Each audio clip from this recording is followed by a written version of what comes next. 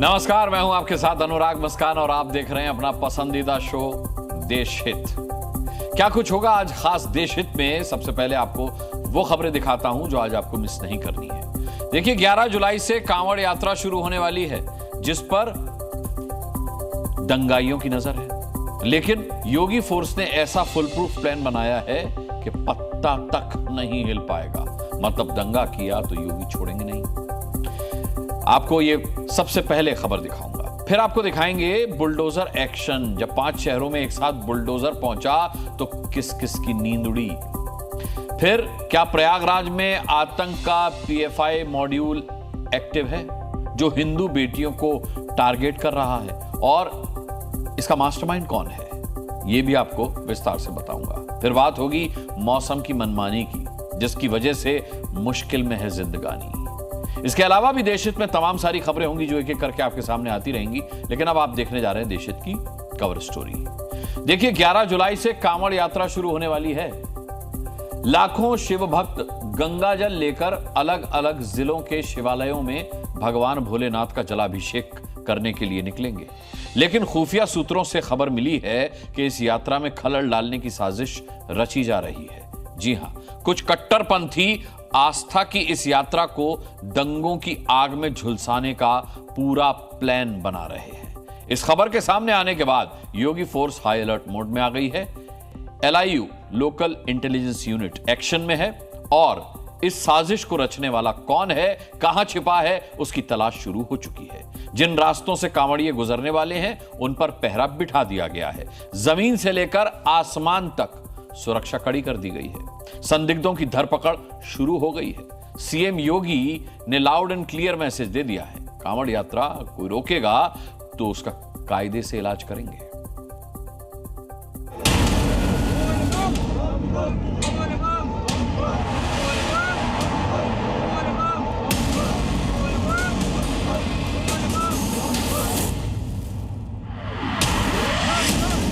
11 जुलाई से शुरू होने वाली कांवड़ यात्रा को लेकर Uttar Pradesh high alert mode में आ गया है। खुफिया सूत्रों से खबर मिली है कि कुछ अराजक तत्व इस यात्रा के दौरान हिंसा फैलाने की साजिश रच रहे हैं। लिहाजा पहली चेतावनी सीएम योगी की ओर से है। कांवड़ यात्रा कोई रोकेगा तो फिर कायदे से उसका इलाज भी करेंगे। सीएम योगी की चेतावनी आने के साथ ही योगी फोर्स एक्शन में आ गई। खुफिया विभाग सतर्क हो गया। कांवड़ यात्रा को लेकर उन जिलों में खास सतर्कता बरती जा रही है जो संवेदनशील माने जाते हैं, खासतौर पर पश्चिमी उत्तर प्रदेश। खासतौर से मेरठ रेंज के 4 जिले मेरठ, बुलंदशहर, बागपत और हापुड़। इन जिलों में 540 किलोमीटर लंबा कांवड़ मार्ग है, जिस पर 184 संवेदनशील पॉइंट की पहचान की गई है, जहां अराजक तत्व गड़बड़ी कर सकते हैं। ऐसे में इन पॉइंट्स पर अतिरिक्त पुलिस और PAC बल की तैनाती की गई है। ट्रैफिक प्रबंधन, भीड़ प्रबंधन और अन्य सुविधाओं को देखा जा रहा है। हमारे पुलिसकर्मी भारी संख्या में आएंगे, उनके रहने का बंदोबस्त कहाँ हो।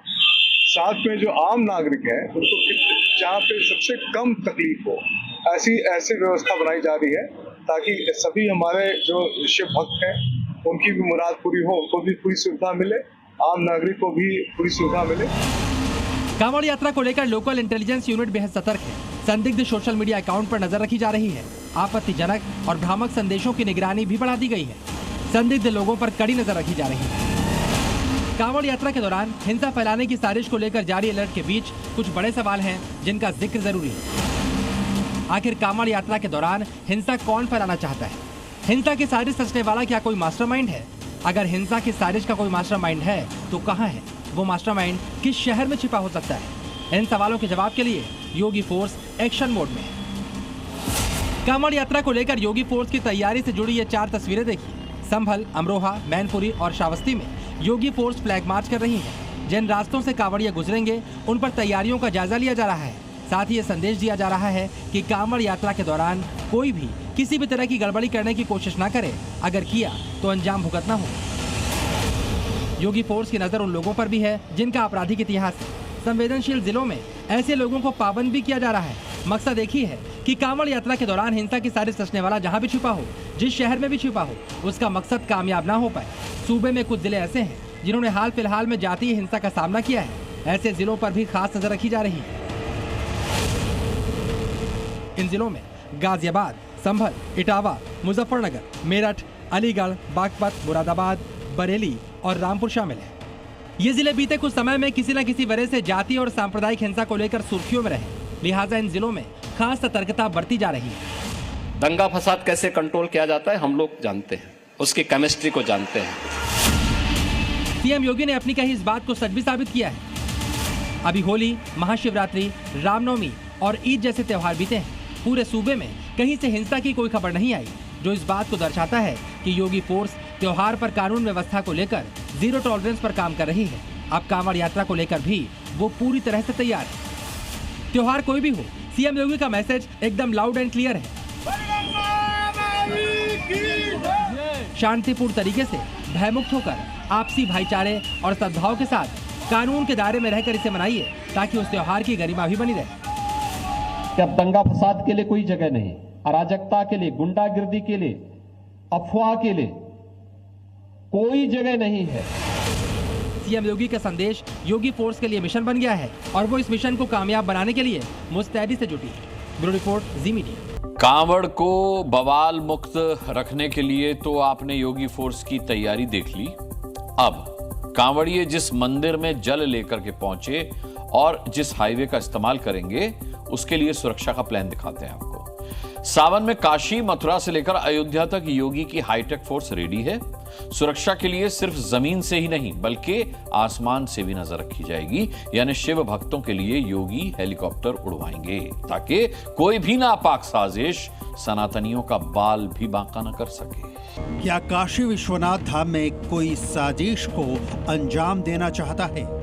शिव भक्तों का सबसे पसंदीदा महीना सावन आने वाला है और इस दौरान बाबा विश्वनाथ के दरबार में लाखों कांवड़िए और श्रद्धालु आएंगे। इसी मौके का फायदा उठाकर कोई हिमाकत ना करे, इसके लिए योगी फोर्स ने बड़ा सिक्योरिटी प्लान तैयार कर लिया है।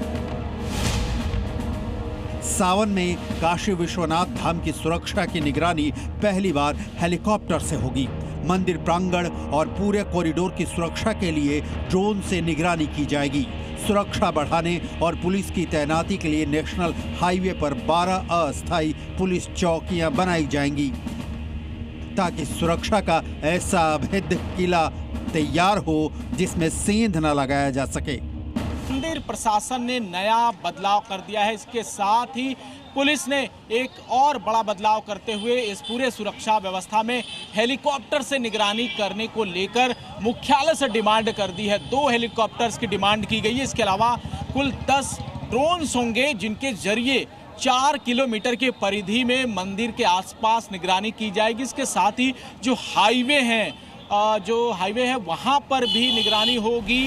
ऐसा नहीं है कि सावन के महीने में सुरक्षा सिर्फ काशी में ज्यादा होगी, बल्कि बनारस के साथ साथ धर्मनगरी अयोध्या और मथुरा में भी योगी फोर्स ऐसी ही टाइट इंतजाम कर रही है, कोई परिंदा भी पर न मार सके। सबसे पहले आपको बनारस में इतनी अभेद्य किलाबंदी का कारण समझाते हैं। योगी सरकार वैसे तो 12 महीने ही बनारस में पुख्ता सुरक्षा व्यवस्था करती है, लेकिन इस बार सुरक्षा के नए इंतजाम करने की 2 सबसे बड़ी वजहें हैं। पहली वजह तो यह है कि सावन में करोड़ों लोग मंदिर पहुंचेंगे, तो उनकी सुरक्षा से खिलवाड़ नहीं किया जा सकता। और दूसरी वजह है पाकिस्तानी जासूस कही जा रही ज्योति मल्होत्रा, जो कई बार काशी जा चुकी है। ज्योति की साजिश और खतरे की डिटेल देंगे, लेकिन पहले योगी का कांवड़ियों के लिए सिक्योर प्लान समझिए कि कैसे एक भक्त और कांवड़ियों को सुरक्षित रखने के लिए तैयारी की गई है। प्रयागराज से वाराणसी तक नेशनल हाईवे नंबर 19 की एक लेन, जो कि करीब 20 किलोमीटर तक है, वो सीसीटीवी की निगरानी में रहेगी। मतलब यहाँ कांवड़ियों की सुरक्षा के लिए हर गतिविधि कैमरे में कैद होगी। वैसे सावन के महीने में मंदिर, कांवड़ी और भक्तों की सुरक्षा के लिए हेलीकॉप्टर और ड्रोन वाला योगी मॉडल लोगों को भी खूब पसंद आ रहा है। भी हमें ये पता चला है कि निगरानी का बंदोबस्त किया गया है और इसलिए हम जैसे श्रद्धालु जो दर्शन के लिए आए, हम लोग बहुत खुश है कि हमारी सुरक्षा के लिए सरकार इतना कुछ कर रही है। ऊपर से ड्रोन और हेलीकॉप्टर से सारा कुछ कैप्चर हो रहा है, तो उससे पूरी सुरक्षा का इंतज़ाम पता चलेगा, कहाँ क्या गलत हो रहा है, क्या सही हो रहा है। तो उससे श्रद्धालु जन जो है उनके मन में भी तसल्ली होगी कि भाई हम सेफ है। अगर किसी ने भक्तों के खिलाफ कोई साजिश की तो अंजाम बुरा होगा। हाईवे से लेकर मंदिर तक ऐसे ही सख्त सुरक्षा पहरा रहने वाला है। पर्याप्त मात्रा में पुलिस बल भी लगाया जाएगा। बाहरी जनपदों से भी मांग की गई है। पीएसी का भी डिप्लॉयमेंट किया जाएगा। साथ साथ में जो पैरामिलिट्री फोर्सेस है उनका भी डिप्लॉयमेंट किया जाएगा। और एरियल सर्विलांस के लिए जो हमारे पास ड्रोन पहले से काफ़ी संख्या में मंगाए गए हैं। ऑलरेडी हमारे पास इनकी काफ़ी संख्या हो गई है। आज की डेट में 10 ड्रोन हमारे पास हैं जो नॉर्मल डेज़ में फ्राइडे की जो प्रेयर हो या कोई भी सेंसिटिव फेस्टिवल हो उन पे हम लोग एरियल सर्विलांस कराते हैं। इसके अलावा भी हमारे पास इस बार हेलीकॉप्टर्स की भी मांग की गई है। अयोध्या में भी काशी की तरह ही योगी फोर्स चप्पे चप्पे पर नजर रखेगी, क्योंकि जब से अयोध्या में राम मंदिर बना है यहाँ भी सुरक्षा एक बड़ी चुनौती है। अयोध्या के लिए पहले आतंकी हमले का अलर्ट आ चुका है और ड्रोन गिरने की घटना भी हुई है। ऐसे में भव्य राम मंदिर और यहाँ रोजाना आने वाले हजारों श्रद्धालुओं की सुरक्षा से कोई समझौता नहीं होगा। अयोध्या से काशी की दूरी 218 किलोमीटर है। अयोध्या से मथुरा की दूरी करीब 500 किलोमीटर है और काशी से मथुरा की दूरी करीब 713 किलोमीटर है। और यूपी की ये तीनों ही धार्मिक नगरी सनातनियों के लिए खास है, जहां सुरक्षा चाक चौबंद होनी ही चाहिए। इसीलिए तो काशी और अयोध्या जैसे ही मथुरा में सुरक्षा बढ़ाई जा रही है। काशी विश्वनाथ धाम में हेलीकॉप्टर से पैनी नजर रखी जाएगी। आसमान से हर हरकत का पता लगाया जाएगा ताकि भक्तों को कोई खरोच भी ना आए, क्योंकि पाकिस्तान से साजिश रचने का शक है और इसके पीछे वजह है जासूसी के आरोप में गिरफ्तार यूट्यूबर ज्योति मल्होत्रा, जिसने 1-2 नहीं बल्कि करीब आधा दर्जन बार काशी का दौरा किया और वहां के वीडियो बनाकर यूट्यूब पर अपलोड किए। खास बात यह है कि ज्योति का वाराणसी दौरा हर बार पाकिस्तान जाने से पहले या बाद में होता था। 2022 के बाद ऐसा 4 बार हुआ जब ज्योति ने पाकिस्तान की यात्रा की और हर बार यात्रा से पहले और बाद में काशी गई। और तो और इस साल मार्च में पाकिस्तान जाने से पहले ज्योति ने जनवरी-फरवरी में लंबा वक्त वाराणसी में बिताया था। ये महज संयोग नहीं हो सकता कि हर बार पाकिस्तान या कश्मीर जाने से पहले ज्योति काशी जाए। लिहाजा सुरक्षा एजेंसियां जांच में जुटी हैं कि इसके पीछे कहीं कोई साजिश तो नहीं जिसमें पाकिस्तान का भी हाथ हो। बीते दिनों जिस तरीके से जासूस ज्योति मल्होत्रा ने कई संवेदनशील वीडियो यहां से लीक किया, इसके साथ ही जो जैतपुरा थाना है वहां से मोहम्मद तुफैल की गिरफ्तारी हुई और सारनाथ इलाके से घुसपैठिया बांग्लादेशी की गिरफ्तारी, ये तमाम ऐसे संवेदनशील मामले जो हैं उसकी वजह से पुलिस अब अलर्ट मोड पर है। ज्योति ने काशी जाने के लिए बस और ट्रेन से सफर किया। जाहिर है सावन के महीने में करोड़ों लोग ट्रेन से बनारस जाते हैं। ऐसे में सुरक्षा एजेंसियां अलर्ट हैं। हम लोगों ने ये भी सुना कि कुछ जासूस यहाँ पे आए हैं, ये पता चला है और सरकार उसके लिए कदम उठा रही है, इसलिए हम बहुत खुश हैं ये सुन के। गवर्नमेंट की तरफ से बहुत अच्छी सुरक्षा का व्यवस्था है यहाँ पर और सारे श्रद्धालु जो आए हैं इतनी भक्ति इतनी श्रद्धा से आए हैं यहाँ पर दर्शन करने के लिए, तो निसंकोच होकर वो आए दर्शन करें क्योंकि बहुत अच्छी व्यवस्था है यहाँ पर। जासूस ज्योति हो या फिर कोई कट्टरपंथी, अगर पाकिस्तान का मोहरा बना या देश के भीतर रहकर ही धर्मनगरी में कोई साजिश की तो योगी छोड़ेंगे नहीं। वाराणसी से जयपाल के साथ ब्यूरो रिपोर्ट, जी मीडिया। कांवड़ यात्रा के दौरान एक सबसे बड़ी मुश्किल होती है शुद्ध सात्विक भोजन की। सुरक्षा के साथ साथ प्रशासन के लिए यह बहुत बड़ी चुनौती होती है कि श्रद्धालुओं को खान पान में कहीं कोई परेशानी ना हो। प्रशासन ने इसके लिए भी पुख्ता इंतजाम कर दिए हैं। कांवड़ रूट पर अभी जो शराब और नॉनवेज की दुकानें हैं वो यात्रा के दौरान बंद रखी जाएंगी। इसके साथ ही कांवड़ रूट पर ढाबों वाले, ठेले वाले और फूड लाइसेंस जारी किया जाएगा इन लोगों को। योगी सरकार कांवड़ यात्रा में कट्टरपंथियों की साजिश पर हथौड़ा चलाने की हर संभव तैयारी में जुटी है। गाजियाबाद, मेरठ, मुजफ्फरनगर, हरिद्वार कट्टरपंथियों की कांवड़ यात्रा में विघ्न डालने की साजिशें मिट्टी में मिलाने की अब की बार पूरी तैयारी है। कांवड़ खंडित करने की कॉन्स्पिरेसी को अब की बार यात्रा पूरी होने से पहले ही जड़ से उखाड़ने में योगी फोर्स फुल ऑन एक्टिव है। कांवड़ियों के लिए सिर्फ सुरक्षा नहीं, खाद्य सुरक्षा की गारंटी का भी पूरा इंतजाम है। खासकर नो शराब और नो नॉनवेज की गारंटी के लिए प्रशासन सजग, सावधान और पूरी तरह से सचेत है। अभी कांवड़ रूट में शराब और नॉनवेज की जो दुकानें चल रही हैं, वो सावन महीने के दौरान पूरी तरह से बंद रहेंगी। आप देख सकते हैं शराब की दुकान के पास में ही ये एक रेस्टोरेंट है जहां पर नॉनवेज परोसा जाता है। ऐसे में ये भी कांवड़ मार्ग पर खुला हुआ है, जो कि जो कांवड़ यात्रा के समय बंद कर दिया जाता है। शराब की दुकानों पर दिल्ली मेरठ रोड पर जो भी कांवड़ मार्ग पर पड़ने वाली दुकानें हैं, उन पर पर्दे डाल दिए जाते हैं या उन्हें बंद कर दिया जाता है। कांवड़ यात्रियों की आस्था के साथ किसी भी तरह की छेड़छाड़ न हो, उनकी धार्मिक भावनाओं को ठेस न पहुंचे, इसके लिए प्रशासन की ओर से दुकानदारों को फूड लाइसेंस दिए जाएंगे। मिठाई की दुकानों, जूस की दुकानों और फल के ठेलों की रोज जांच होगी। कांवड़ मार्ग पर होटल ढाबों में रेट लिस्ट लगाने और खाने पीने की चीजों की क्वालिटी की जांच होगी। डाक कांवड़ हो, कांवड़िए हो या तमाम जो लोग हैं वो इस रास्ते का इस्तेमाल करते हैं। अब चूंकि ये निर्देश दिया गया है कि इस रास्ते में पड़ने वाली जो शराब की दुकान है, मेरे ठीक पीछे अगर आप देखें तो एक शराब की दुकान है ये, और ये भी उसी रूट पे है। हालांकि निर्देश इनको ये दिया गया है कि जब कांवड़िए यहाँ से गुजरने शुरू होंगे तो उनको ये ढक लेना है, यानी ये बंद नहीं होंगी दुकानें। जो दुकानदार ये बता रहे हैं कि उनको यही बताया गया है कि हर बार वो लोग इस रास्ते को ढक देते हैं, इस दुकान को ढक देते हैं, ताकि जो कांवड़िए हैं उनको किसी भी तरह की कोई आपत्ति ना हो। ढाबे में कर्मचारी कौन कौन है, इसकी जानकारी की तख्ती लगानी पड़ेगी। सावन के महीने में कांवड़ियों की आस्था पर कोई आंच न आए, खाने पीने की चीजों में उनके साथ लूट खसोट न हो, योगी फोर्स अलर्ट है। यूपी में कांवड़ यात्रा मार्ग पर नॉनवेज और शराब की दुकानें बंद होंगी। दुकान के संचालक और कर्मचारियों के नाम बोर्ड पर लिखना जरूरी होगा। कांवड़ खंडित करने, उपद्रव करने और धोखाधड़ी लूट करने पर एक्शन होगा। ओवर प्राइसिंग यानी खाने पीने की चीजों की कीमतें तय मानकों के हिसाब से होंगी। ये नॉनवेज की दुकान बंद रहेगी या ठेके ही बंद रहेंगे, ये बिल्कुल भी किसी भी कीमत पर हम खुलने नहीं देंगे, चाहे कुछ हो। अगर खुल गई दुकानें तो हम यहाँ प्रदर्शन करेंगे, तोड़ फोड़ करेंगे, तोड़ फोड़ करेंगे, हंगामा करेंगे। अगर तैयारी पूरी है, लेकिन जब हमारी टीम थोड़ा और आगे बढ़ती है तो एक और ढाबे पर पहुंचती है। सच्चाई जानने के लिए अंदर पहुंचते हैं। क्या देखा खुद सुनिए।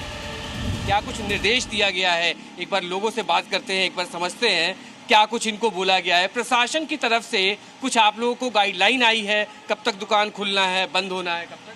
जी, प्रशासन आया था, उन्होंने बताया है कि अभी 5 तारीख के बाद जो भी गाइडलाइन आएगी, बंद करना होगा तो बंद, नहीं तो नाम चेंज होगा, जैसे पहले करवाया था तो आपको वो करना पड़ेगा।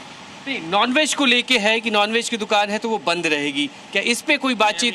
अभी ये कुछ नहीं कहा उन्होंने, कहा जो भी गाइडलाइन आएगी 3, 4, 5 तारीख के बाद आएगी, उसके बाद आपको अगर बंद होगा तो बंद करना पड़ेगा। योगी के निर्देशों का ग्राउंड जीरो पर पालन हो रहा है। सावन के महीने में पहचान छिपाने वालों, शराब दुकान और नॉनवेज पर योगी फोर्स का हंटर चल रहा है, ताकि आस्था से खिलवाड़ न हो। मतलब योगी शिव भक्तों की यात्रा सफल कराएंगे। ब्यूरो रिपोर्ट, जी मीडिया। और अब बात बुलडोजर एक्शन की, क्योंकि बुलडोजर अब कब्जा गैंग के लिए काल बन चुका है। हर अतिक्रमण और अवैध कब्जे का पक्का इलाज बुलडोजर ही करना जानता है। पीले पंजे ने ऐसा एक्शन लिया कि आज आप देखिए कैसे देश के 5 अलग अलग जिलों में कब्जा गैंग की नींद उड़ गई।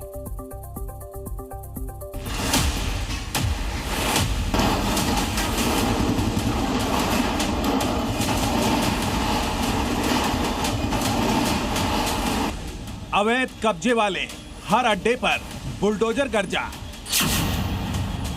अतिक्रमण पर बुलडोजर एक्शन हुआ तो हंगामा मचा। उत्तर प्रदेश से लेकर दिल्ली और महाराष्ट्र तक बुलडोजर ने कब्जा गैंग को थर्रा दिया है। अवैध कब्जे पर योगी, दुर्गा फोर्स और देवाभाव के बुलडोजर की स्ट्राइक हुई है। योगी और देवाभाव के बुलडोजर ने कैसे कब्जाधारों को सबक सिखाया, वो तस्वीरों के जरिए बताएंगे।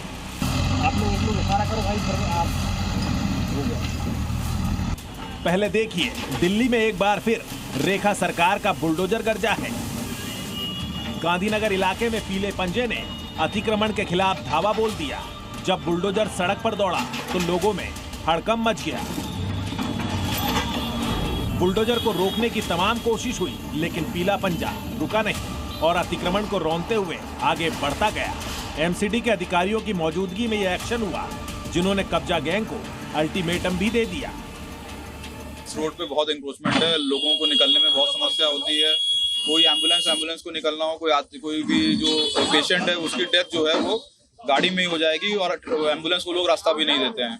तो इसीलिए आज हम लोगों ने सुबह यहाँ ड्राइव लगाई है कि हम सारा का सारा जितना भी इंक्रोचमेंट है यहाँ से रिमूव करा रहे हैं।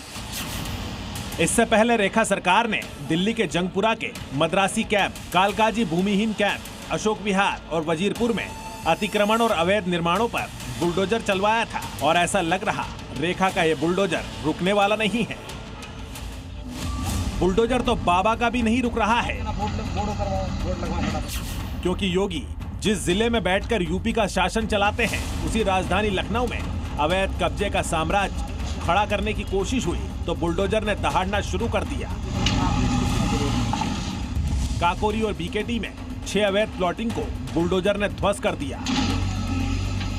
जैसे ही अवैध निर्माण पर बुलडोजर चला, वैसे ही विनोद रावत और बाकी लोगों के पैरों तले से जमीन खिसक गई, क्योंकि इन लोगों ने नियमों को ताक पर रखकर कई बीघा में अवैध प्लॉटिंग करनी शुरू कर दी। गैर कानूनी काम हो रहा था तो योगी के बुलडोजर ने कटिगरा गांव में पहली जगह करीब 8 बीघा में और दूसरी जगह करीब 1.5 बीघा अवैध प्लॉटिंग ध्वस्त कर दी। यहाँ शगुन सिटी नाम से अवैध कॉलोनी बसाई जा रही थी। ऐसी ही कार्रवाई काकोरी के चकोली में 2 बीघा और बीकेटी के अचरामऊ में करीब 5000 वर्ग मीटर क्षेत्रफल में हो रही अवैध प्लॉटिंग पर भी की गई। योगी का बुलडोजर अवैध कब्जों के खिलाफ आक्रामक मोड में है। यूपी के जौनपुर में हाईवे के रास्ते में आ रहे अतिक्रमण को बुलडोजर ने ध्वस्त कर दिया।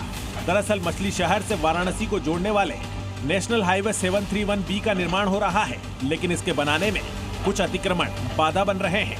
जंगई में अतिक्रमण पर प्रशासन ने बुलडोजर चला दिया। चौका गांव में ग्रामीण लंबे समय से बाईपास निर्माण का विरोध कर रहे थे, जबकि पैमाइश कराकर जमीन चिन्हित की जा चुकी थी और लोगों को नोटिस भी दिए थे। लेकिन जब लोग नहीं माने तो फिर योगी का बुलडोजर आया और सबको ढहा दिया। राजस्थान में जैसे ही भजन फोर्स का बुलडोजर आया तो बवाल मच गया। सीकर में बुलडोजर अतिक्रमण का हिसाब करने पहुंचा तो लोगों ने हंगामा कर दिया। पलसाना पंचायत समिति के धींगपुर गांव में अवैध कब्जे पर जैसे ही बुलडोजर का पंजा पड़ा तो महिला बुलडोजर के सामने लेट गई। विरोध करते हुए लोगों ने इतना हंगामा किया कि इस दौरान नाराज लोगों की तहसीलदार के साथ बहस हो गई। ये काम नहीं हो रहा है, ये अन्याय हो रहा है, काम नहीं हो रहा है साहब। लोगों ने तमाम कोशिशें की, लेकिन बुलडोजर नहीं रुका और अपने काम में लगा रहा। उधर तहसीलदार ने सरकारी काम में बाधा डालने का केस दर्ज करवा दिया है। देवाभाव के बुलडोजर ने भी अतिक्रमण पर अटैक कर दिया। छत्रपति संभाजी नगर में बुलडोजर ने पैडन रोड पर सोमवार को 477 संपत्तियों को ध्वस्त कर दिया। नगर निगम और पुलिस के करीब 1000 लोगों के काफिले के साथ बुलडोजर गरजा। सबसे पहले महानुभाव आश्रम की सुरक्षा दीवार पर जेसीबी चलाई गई। नगर निगम सिर्फ कोर्ट का आदेश दिखाकर हजारों संपत्तियों को तोड़ रहा है। 1990 के दशक में इस रोड पर इंदिरा आवास योजना के तहत बने मकानों को ध्वस्त करने का अभियान शुरू किया है। मंगलवार को यहां फिर से बुलडोजर कार्रवाई की गई है। पंजाब में मान का बुलडोजर तो इन दिनों ऐसे गरज रहा है जैसे अतिक्रमण और अपराधियों की संपत्ति का नामो निशान मिटा देगा। अमृतसर में पुलिस की मौजूदगी में ड्रग तस्करों की संपत्ति को ध्वस्त करने का अभियान चलाया जा रहा है। ये तस्वीर उसी की गवाही दे रही है, जिसमें बुलडोजर ड्रग तस्कर के अवैध निर्माण को जमींदोज करने में जुटा है। बुलडोजर न अपराधी की संपत्ति छोड़ेगा और न ही अतिक्रमण के अड्डे, सबको मिट्टी में मिलाता जाएगा। ब्यूरो रिपोर्ट, जी मीडिया। दिल्ली वालों को अब अपने सबसे पुराने रेलवे स्टेशन का नाम फिर से याद करना पड़ेगा। जी हां, 161 साल पुराने दिल्ली जंक्शन का नाम बदलने की तैयारी है। सीएम रेखा गुप्ता ने केंद्रीय रेल मंत्री को चिट्ठी लिख करके पुरानी दिल्ली रेलवे स्टेशन का नाम महाराजा अग्रसेन रेलवे स्टेशन किए जाने की मांग की है। आखिर दिल्ली के सबसे पुराने और ऐतिहासिक रेलवे स्टेशन का नाम महाराजा अग्रसेन के नाम पर ही करने की मांग क्यों की गई और इस पहल को दिल्ली वाले किस नजरिए से देख रहे हैं, देखिए इस रिपोर्ट में।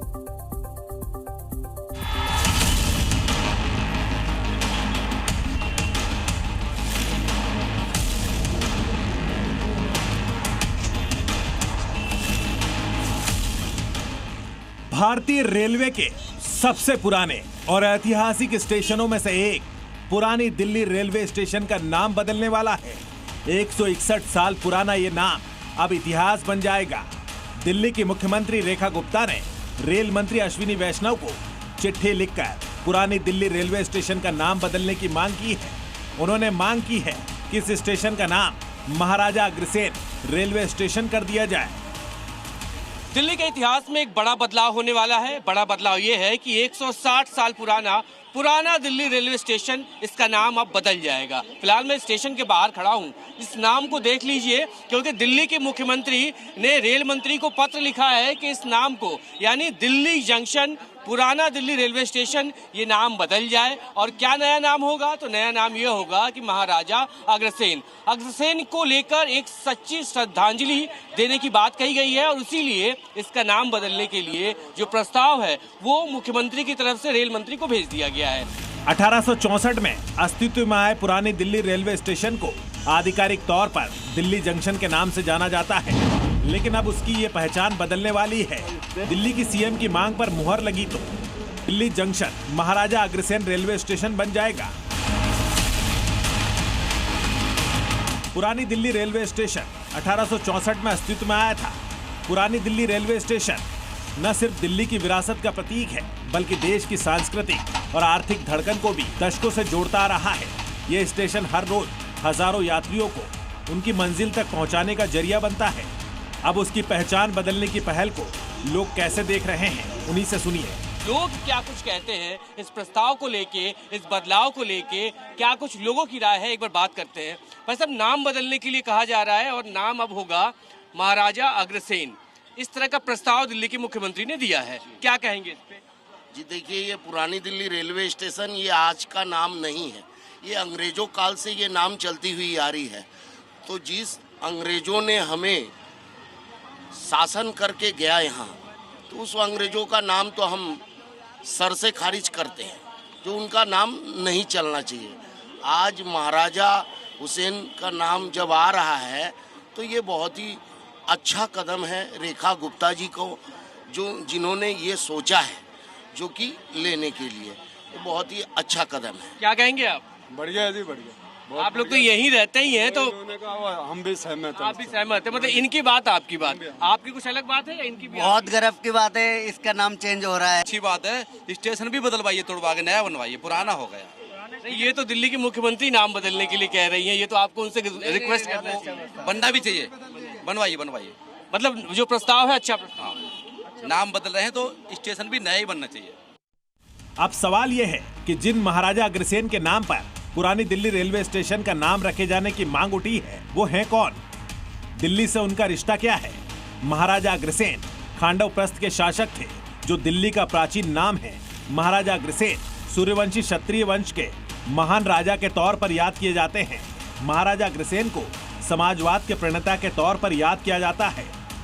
सीएम रेखा गुप्ता का कहना है कि महाराजा अग्रसेन समाज सेवा, समानता और न्याय के प्रतीक है, इसलिए पुरानी दिल्ली रेलवे स्टेशन का नाम उनके नाम पर किया जाना उन्हें सच्ची श्रद्धांजलि होगी। सीएम रेखा गुप्ता के इस पहल का सियासी पहलू भी है। महाराजा अग्रसेन के अनुयायी वैश्य समाज की दिल्ली में करीब 8% आबादी है और यहाँ की सियासत में इस समाज की बड़ी भूमिका है। खुद सीएम रेखा गुप्ता इसी समाज से आती हैं। रेल मंत्रालय का अभी इस मामले में फिलहाल कोई जवाब नहीं आया है। अब ये देखना दिलचस्प होगा कि क्या दिल्ली का यह ऐतिहासिक स्टेशन एक नए नाम के साथ पहचाना जाएगा या नहीं। ब्रजेश तिवारी के साथ ब्यूरो रिपोर्ट, जी मीडिया। और अब बात उस खबर की जिसकी कहानी तो फिल्म से मिलती है, लेकिन वो रील नहीं, रियल है। यूपी की द केरला फाइल्स में अब नया एंगल सामने आया है। इस आतंकी साजिश के मामले में पीएफआई कनेक्शन भी उजागर हुआ है और उसका मोहरा बनी दरख्शा ने बचने के लिए अपनी व्हाट्सएप चैट हिस्ट्री डिलीट कर दी थी। लेकिन योगी फोर्स के साइबर एक्सपर्ट्स अब हर चैट को रिकवर करने में लगे हैं ताकि साजिश का हर सबूत सामने आ सके। प्रयागराज में अंजाम दी गई साजिश का एक और मोहरा रडार पर है, लेकिन तलाश जारी है पूरे खेल के मास्टरमाइंड की। किडनैपिंग, धर्मांतरण और आतंकी साजिश। यूपी की द केरला फाइल्स खुली तो हर कोई हैरान है। फिल्मी कहानी की तरह हकीकत में प्रयागराज की लड़की को केरल में आईएसआईएस तक पहुंचाने के मामले में साजिशों की परतें जैसे जैसे खुलती जा रही हैं, तो साजिश की लेडी सूत्रधार दरख्शा को लेकर कई बड़े खुलासे हो रहे हैं।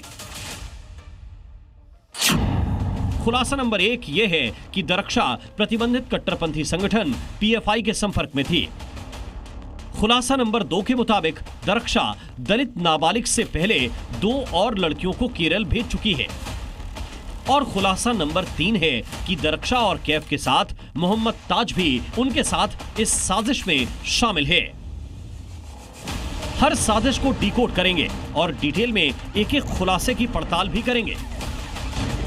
शुरुआत पीएफआई एंगल से, क्योंकि योगी के सूबे में उस कट्टरपंथी संगठन की बड़ी घुसपैठ हुई है जो अपने मोहरों के जरिए यूपी की बेटियों को आतंकी मॉड्यूल में झोंक रहा है। इस पूरे रैकेट की जो सरगना है दरख्शा, उसको लेकर जो खुलासे हुए हैं उसमें यह पता चला है कि पीएफआई यानी जो प्रतिबंधित संगठन है उसके सदस्यों के संपर्क में दरख्शा थी। और अब इस पूरे मामले में पुलिस जो है पीएफआई एंगल के साथ साथ विदेशी फंडिंग को लेकर के भी पड़ताल कर रही है और जांच में इस बात के भी पूरे साक्ष्य के साथ पुलिस को कुछ अहम सुराग जो हैं वो मिले हैं, जिसमें ये कहा जा रहा है कि उसको फंडिंग भी इस पूरे रैकेट को चलाने में मदद करने में उसको की जा रही थी। पीएफआई कनेक्शन का खुलासा होते ही पुलिस और एक्टिव हो गई। पुलिस की शुरुआती जांच में पता चला है कि पिछले 3 सालों में दरख्शा बानो 5 से ज्यादा बार केरल जा चुकी है। लड़कियों को केरल सप्लाई करने के लिए दरख्शा को बाकायदा फंडिंग मिलती थी। कितना पैसा मिला और पैसा देने वाले कौन हैं, ये पता लगाने के लिए अब जांच टीम दरख्शा के बैंक अकाउंट खंगाल रही है। जिन लड़कियों का ब्रेन वॉश कर उन्हें आतंकी भट्टी में झोंकने के पहले चरण को दरख्शा अंजाम देती थी, उनके बारे में पुलिस पड़ताल कर रही है कि वो कौन हैं, कब और कैसे उन्हें भेजा गया और फिलहाल वो कहां हैं।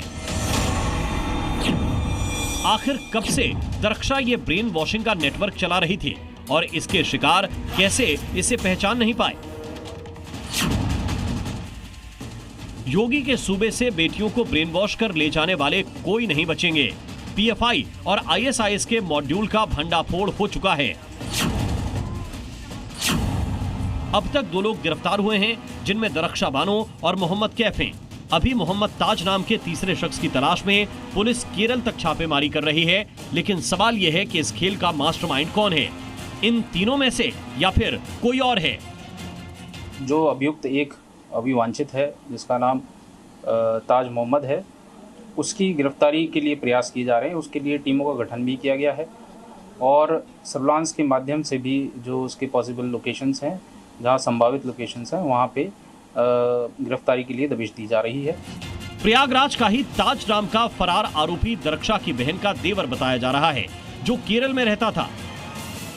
ये भी पता चला है कि जो दरख्शा इस पूरे घटनाक्रम की जो मास्टरमाइंड है, उसने इसके पहले भी 2 बच्चियों को एक तरीके से केरल भेजा है। हालांकि किसके ज़रिए भेजा है, कौन लोग इसमें और शामिल हैं, इसको लेकर के जो पुलिस टीमें हैं वो जांच पड़ताल कर रही हैं। सोर्सेस की अगर माने तो इस पूरे मामले में ताज मोहम्मद नाम का एक व्यक्ति है जो दरख्शा का रिश्तेदार है। वो इस पूरे रैकेट में उसका एक तरीके से प्रमुख कहें तो मददगार है और उसको लेकर के भी जाँच एजेंसियाँ जो हैं वो पड़ताल कर रही हैं।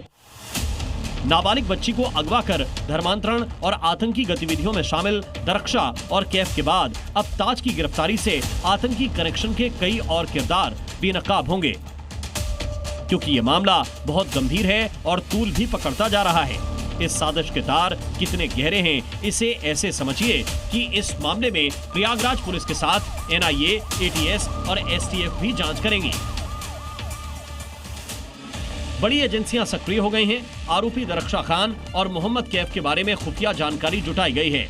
स्थानीय लोगों के साथ पारिवारिक लोगों से बातचीत के साथ ही उनकी पूरी कुंडली खंगालते हुए गहनता से पड़ताल हुई है। फूलपुर के इस मामले में गहनता से पड़ताल इसलिए भी जरूरी है क्योंकि प्रयागराज का फूलपुर इलाका पहले भी आतंकियों और साजिशकर्ताओं की पनाहगाह रहा है। साल 2006 में वलीउल्लाह नाम के आतंकी को इसी इलाके से गिरफ्तार किया था। वाराणसी के संकट मोचन मंदिर में हुए आतंकी हमले के मामले में वलीउल्लाह यहां से अरेस्ट हुआ था। 19 साल बाद फिर फूलपुर में आतंकी मॉड्यूल की सक्रियता ने खुफिया विभाग के होश उड़ा दिए। ऐसे में योगी फोर्स और बाकी एजेंसियां कोई कसर नहीं छोड़ना चाहती। आतंकी मॉड्यूल के तार कहां तक जुड़े हैं और पीएफआई का नेटवर्क कहां तक फैला हुआ है, इसकी एक एक कड़ी जोड़कर उसे दफन किया जाएगा। प्रयागराज से मोहम्मद गुफरान के साथ ब्यूरो रिपोर्ट, जी मीडिया। अब योगी फोर्स के हत्थे चढ़े मोहरे जल्दी ही सब कुछ उगल भी देंगे, लेकिन जिस कट्टरपंथी गुट पीएफआई के इसके पीछे होने की बात कही जा रही है उसका काला चिट्ठा भी आपको दिखा देता हूं। देखिए, पीएफआई का आतंकी संगठनों जैसे आईएसआईएस और अलकायदा से कनेक्शन का शक हमेशा से रहा है। पीएफआई के लोगों का गैर कानूनी गतिविधियों, आतंकी फंडिंग में शामिल होने का आरोप भी हमेशा से लगता रहा है। कर्नाटक में तो हिजाब मुद्दे को भड़काने में पीएफआई का हाथ होने का दावा किया गया था, वो भी एक वकील ने किया था। केरल में भी राजनीतिक हिंसा में अक्सर पीएफआई का नाम सामने आता रहा है। देश में कई जगह दंगा, हिंसा, धर्मांतरण में भी पीएफआई कार्यकर्ता पकड़े जाते रहे हैं। इसलिए भारत सरकार ने साल 2022 में पीएफआई को यूएपीए के तहत प्रतिबंधित किया हुआ है। सोशल मीडिया पर यूपी के 2 वीडियो वायरल हो रहे हैं। इन दोनों वीडियो में लाठी डंडों के साथ ऐसी मारपीट हो रही है जिसे देखकर आप दंग रह जाएंगे। एक वीडियो जौनपुर का बताया जा रहा है, जबकि दूसरा बुलंदशहर का है। इन दोनों वीडियोस को देखकर लगता है कि योगी फोर्स इस लठमार गैंग के सदस्यों को छोड़ने वाली नहीं है।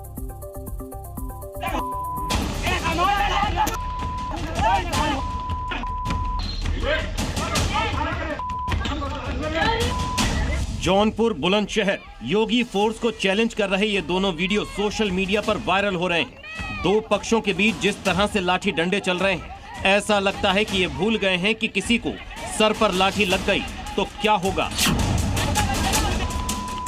ये जौनपुर की तस्वीरें केराकत थाने के बिसुई बराई गांव की। जमीन विवाद को लेकर दो पक्षों के बीच मारपीट हो गई। देखते ही देखते दोनों ओर से लाठी डंडे और ईंट पत्थर चलने लगे।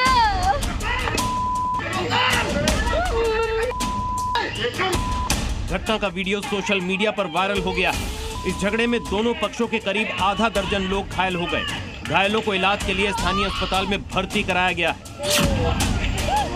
सूचना मिलते ही पुलिस मौके पर पहुंची और स्थिति को नियंत्रित किया। फिलहाल मामले की जांच की जा रही है।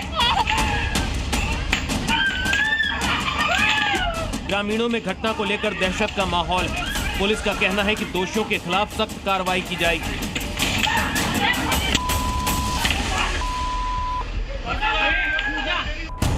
ये तस्वीरें बुलंदशहर की हैं। यहाँ दो पक्षों में गांव के लोग शामिल नहीं हैं, बल्कि एक ही खानदान के बीच लठमार युद्ध छिड़ा हुआ है। चाचा भतीजे के बीच घमासान में दोनों एक दूसरे की जान के दुश्मन बन बैठे हैं। ये घटना है बुलंदशहर के थाना ककोड़ के गांव दस्तूरा की। चाचा से भतीजों की पहले कहासुनी शुरू हुई और फिर भतीजों ने तय किया कि चाचा को छोड़ेंगे नहीं। नतीजा सामने। मारपीट के बाद जब दोनों पक्षों को होश आया तो थाने पहुंचे। पीड़ित ने थाने में रिपोर्ट दर्ज कराई। अब पुलिस जांच कर रही है कि घर की लड़ाई दरवाजे के बाहर कैसे आई।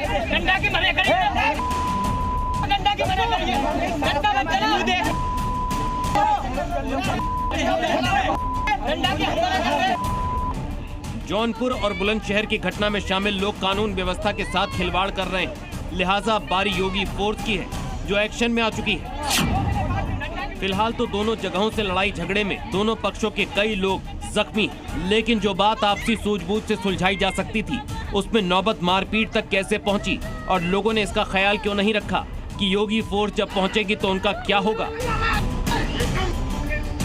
ब्यूरो रिपोर्ट, जी मीडिया। महाराष्ट्र में ठाकरे ब्रदर्स का मिलन होने जा रहा है। जिसके रुझान मुंबई की सड़कों पर दिखना शुरू हो गए। हिंदी वर्सेस मराठी की लड़ाई के ब्रांड एम्बेसडर राज ठाकरे के कार्यकर्ताओं की गुंडागर्दी पूरे देश में चर्चा का विषय बनी हुई है। राज ठाकरे की पार्टी के कार्यकर्ताओं ने मराठी नहीं बोल पाने वाले एक दुकानदार को कैमरे के सामने चांटे पर चांटे जड़े। दुकानदार विनती करता रहा कि वो मराठी बोलना नहीं जानता, लेकिन राज ठाकरे के गुंडे माने नहीं। मनसे के कार्यकर्ताओं का यह हाल तब है जब महाराष्ट्र में ठाकरे परिवार की सियासत औंधे मुंह गिरी लड़खड़ा रही है। 5 जुलाई को उद्धव ठाकरे और राज ठाकरे का भरत मिलाप होना है। खिसकती सियासी जमीन को बचाने की ठाकरे खानदान की ये कोशिश महाराष्ट्र की राजनीति में कितनी धमक पैदा करती है या टाएं टाएं फिस हो जाती है, इसके रुझान बीएमसी चुनाव नतीजों से मिलने लगेंगे। लेकिन उसके पहले मुंबई की सड़क पर राज ठाकरे की पार्टी के गुंडों का रुझान सामने आ गया है।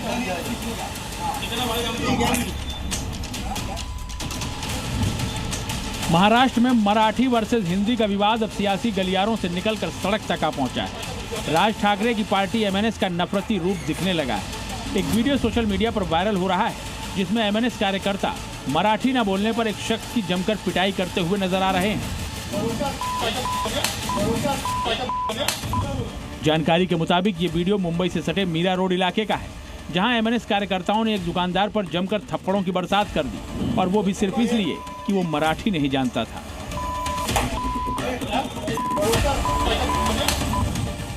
एमएनएस कार्यकर्ताओं ने मराठी के कंपलसरी होने का दावा भी किया।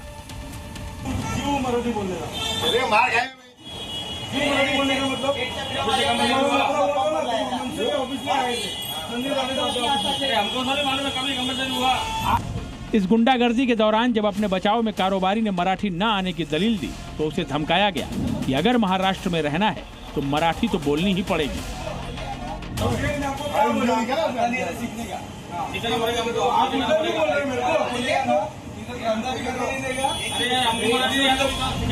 बातचीत के दौरान दुकानदार ने इस बात की दलील भी दी कि महाराष्ट्र में सभी भाषाएं बोली जाती हैं, खासकर मुंबई और इससे सटे इलाकों में देश भर के राज्यों के लोग मौजूद हैं जो अपनी भाषा बोलते हैं। और ये बात सुनकर एमएनएस कार्यकर्ताओं का गुस्सा 7वें आसमान पर चढ़ गया और उन्होंने व्यापारी की पिटाई शुरू कर दी।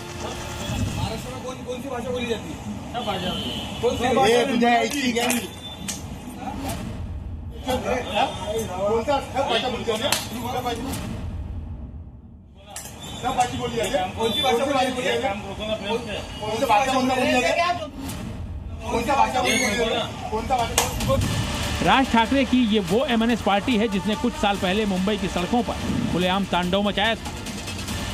गैर मराठी लोगों, खासकर यूपी और बिहार के लोगों की जमकर पिटाई की थी, जिस पर काफी बवाल मचा था। और अब एक बार फिर से भाषा और मराठी मानुष के विवाद पर इसे मुद्दा बनाकर गैर मराठी लोगों को निशाना बनाया जा रहा है। महाराष्ट्र में भाषा विवाद का मुद्दा सरकार के उस फैसले से भड़का जिसमें क्लास 1 से लेकर क्लास 5 तक हिंदी को तीसरी भाषा के तौर पर अनिवार्य करने की तैयारी थी। लेकिन विपक्ष के भारी विरोध की वजह से सरकार ने इस फैसले को वापस ले लिया, जिसका नतीजा ये हुआ कि भाषा विवाद के मुद्दे पर राज और उद्धव ठाकरे मिलकर जो रैली करने वाले थे उसे रद्द करना पड़ा और इस मुद्दे पर शुरू होने वाली सियासत पहले ही फेल हो गई। लेकिन बावजूद इसके भाषा के थमते विवाद को एमएनएस कार्यकर्ता अपनी गुंडाई के जरिए फिर से हवा देने की कोशिश कर रहे हैं ताकि मराठी मुद्दे पर सियासत चमकाई जा सके। मुंबई से जी मीडिया के लिए अंकुर त्यागी की रिपोर्ट। ट्रंप के एक विनाशक बम GBU-57 ने खामेनेई के अंडरग्राउंड न्यूक्लियर अड्डों को ध्वस्त कर दिया, जिसकी चर्चा चारों तरफ हुई। लेकिन अब भारत उस बम से भी खतरनाक हथियार तैयार कर रहा है। चीन और पाकिस्तान की नींद उड़ाने के लिए अग्नि 5 मिसाइल का नया वेरिएंट आ रहा है, जो जमीन के अंदर घुसकर हर नापाक अड्डे को खाक कर देगा। हिंदुस्तान के तरकश में वो तीर आने वाला है जो दुश्मन को तबाह कर देगा। चीन और पाकिस्तान के अंडरग्राउंड अड्डों को नेस्त नाबूद करने वाला बाहुबली आ रहा है। भारत इंटरकॉन्टिनेंटल बैलिस्टिक मिसाइल अग्नि 5 के 2 नए वर्जन तैयार कर रहा है, जो इतने शक्तिशाली होंगे कि ये ताकत अमेरिका के पास भी नहीं है। DRDO अग्नि 5 मिसाइल को अपग्रेड करेगा, जिसके बाद भारत के पास होगी बंकर बस्टर मिसाइल। अग्नि 5 मिसाइल के पुराने वर्जन की क्षमता 5000 किलोमीटर की दूरी तक न्यूक्लियर हथियार ले जाने की है, लेकिन अब इसके 2 नए वर्जन जो कि बस्टर मिसाइल होंगे, उनकी रेंज 2500 किलोमीटर होगी। मतलब चीन और पाकिस्तान दोनों ही भारत के रडार पर होंगे। हिंदुस्तान के इस बाहुबली से दुश्मन तो कांपेंगे ही, क्योंकि हाल ही में ईरान और इजराइल युद्ध में जब अमेरिका ने ईरान के परमाणु संयंत्र पर हमला किया तो अंडरग्राउंड ठिकानों को उड़ाने के लिए 21 जून को 14 GBU-57 बम दागे थे।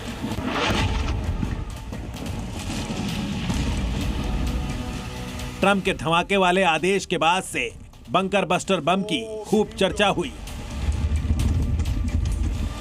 लेकिन अब भारत बंकर बस्टर मिसाइल बनाकर बड़ी ताकत हासिल करेगा। यह मिसाइल अमेरिका के बम पर भी भारी है। इसे ऐसे समझिए कि भारत की अग्नि 5 मिसाइल का नया वेरिएंट जमीन में 100 मीटर की गहराई तक जाकर हमला कर सकता है, जबकि अमेरिका का GBU-57 bunker buster bomb 60 metre अंदर जाकर धमाका करता है। हिंदुस्तानी अग्नि 5 मिसाइल का नया वर्जन 7500 किलोग्राम के बंकर बस्टर वॉरहेड ले जाने में सक्षम है, लेकिन अमेरिकी सेना का GBU-57 bunker buster bomb 2600 kilogram का वॉरहेड ले जाता है। मतलब दोनों ही मोर्चों पर हमारा हथियार ज्यादा दमदार है। भारत की अपग्रेडेड मिसाइल दुश्मनों के nuclear system, radar system, control centre, हथियार स्टोरेज को जमीन के अंदर जाकर तबाह कर सकेगी। ये मैक 8 से मैक 20 की हाइपरसोनिक स्पीड से वार कर सकेगी, यानी आवाज से 8 से 20 गुना तेज हमला करेगी। अगर इसे किलोमीटर में देखें तो इस घातक मिसाइल की अधिकतम रफ्तार करीब 25,000 किलोमीटर प्रति घंटे होगी, यानी पलक झपकते ही दुश्मन के ठिकानों को पाताल में दफन कर देगी। वैसे इसकी जरूरत भारत को इसलिए है क्योंकि पाकिस्तान और चीन ने अपनी सीमाओं पर जमीन के नीचे मजबूत ठिकाने बनाए हैं। पहाड़ी क्षेत्रों, ऊंचाई वाले इलाकों में यह मिसाइल बड़ा रोल निभाएगी। सीमा के पास दुश्मन के कमांड सेंटर और हथियार गोदामों को तबाह कर देगी। तो क्या अगला ऑपरेशन सिंदूर इसी से होगा? ब्यूरो रिपोर्ट, जी मीडिया। इस वक्त की बड़ी खबर आपको बता दें, विदेश मंत्री एस जयशंकर की अमेरिका को नसीहत उन्होंने दी है। आतंक पर दुनिया जीरो टॉलरेंस नीति दिखाए, ये कहा है एस जयशंकर ने। भारत को अपने लोगों की रक्षा का हक है, पीड़ित और अपराधी समान नहीं हो सकते। उन्होंने ये भी कहा कि आतंकियों को कोई छूट नहीं मिलनी चाहिए। क्वाड देशों को हमारी भावनाओं को समझना चाहिए। A word about terrorism in the light of our recent experience. The world must display zero tolerance.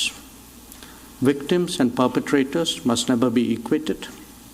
And India has every right to defend its people against terrorism, and we will exercise that right.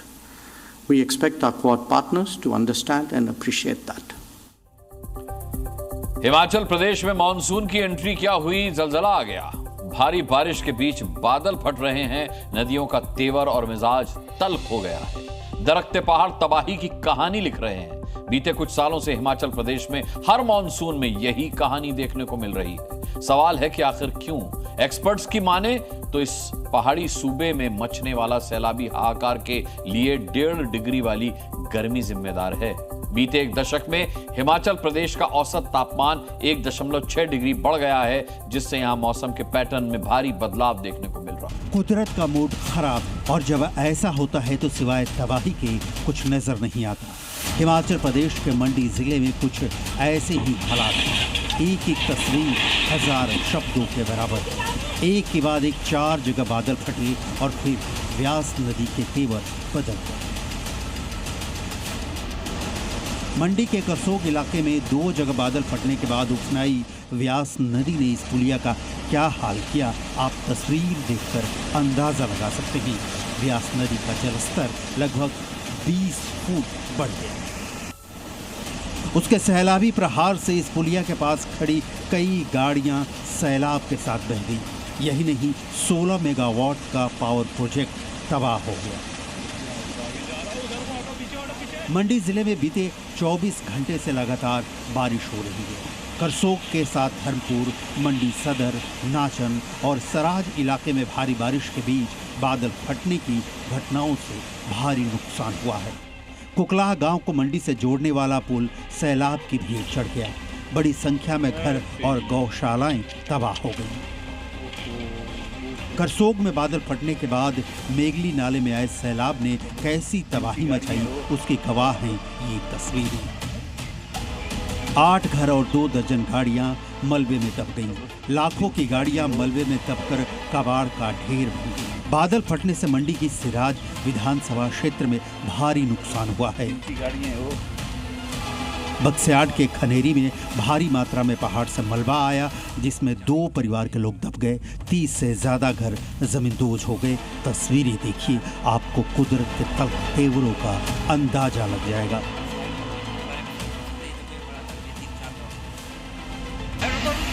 लगातार हो रही बारिश की वजह से Mandi Pathankot highway पर निर्माणाधीन tunnel ध्वस्त हो गई, जिसकी लाइव तस्वीरें कैमरे में कैद हुई हैं। जैसे ही टनल के ऊपर की पहाड़ी का हिस्सा गिरना शुरू हुआ, मौके पर अफरा तफरी मच गई। गनीमत रही कि इस हादसे में किसी की जान नहीं गई। जी न्यूज़।